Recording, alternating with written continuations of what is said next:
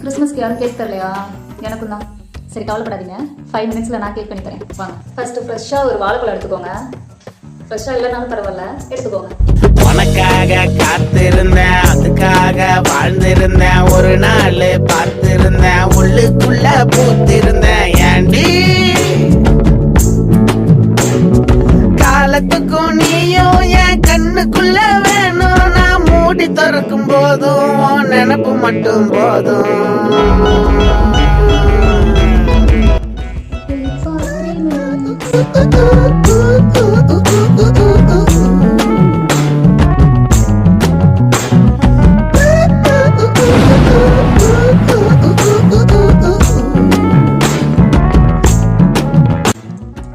நல்லா இருக்கும்.